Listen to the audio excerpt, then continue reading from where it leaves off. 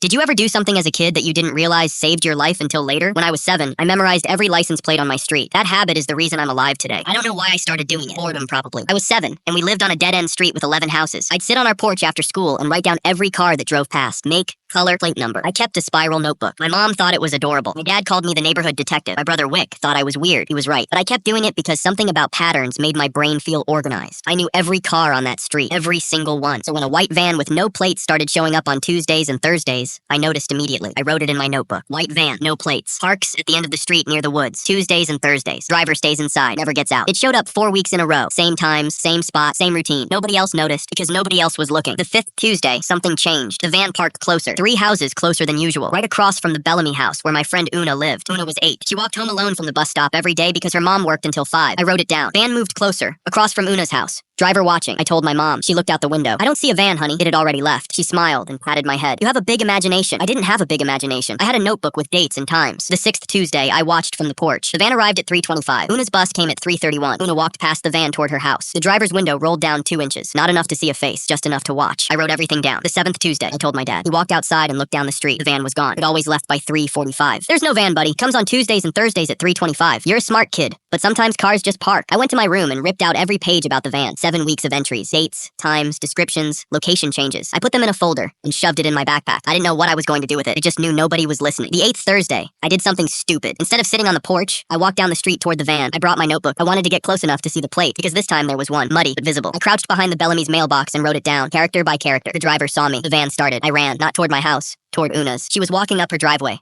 I grabbed her arm. Go inside. Lock the door. Why? Just do it. She looked at me weird, but went inside. The van drove past us slowly. The window was still cracked. I couldn't see the face, but I felt it looking at us. When my mom got home, I showed her the folder. All 7 weeks. Dates, times, position changes, the plate number. She didn't pat my head this time. She called the police. An officer came to the house that night. He looked at my notes, flipped through every page. Then he looked at my mom. Your son has better surveillance logs than most of my officers. He ran the plate. The van was registered to a man named Croy Dunhill. He lived 40 minutes away. He had no reason to be on our street. He had no connection to any family in the neighborhood. What he did have was 2 prior charges, both involving children under 10, both in neighborhoods with dead-end streets where kids walked home alone. The officer asked me one question. Why did you start writing down plates? Because I like patterns. You might have saved that girl's life. They picked up Croy Dunhill 2 days later. In his van, they found binoculars, a prepaid phone with photos of our street, a map with walking routes marked in red. One of those routes was Una's, from the bus stop to her front door. 7 minutes alone, every Tuesday and Thursday. He'd been timing it. I'm 22 now. Una and I are still friends. She doesn't know the full story. I've never told her about the map or the route or the 7 minutes. Last year, she asked me why I still write down license plates everywhere we go. I told her it's just a habit. She laughed. You're so weird. She's right. But that weirdness is the reason she got to grow up on our street instead of disappearing from it.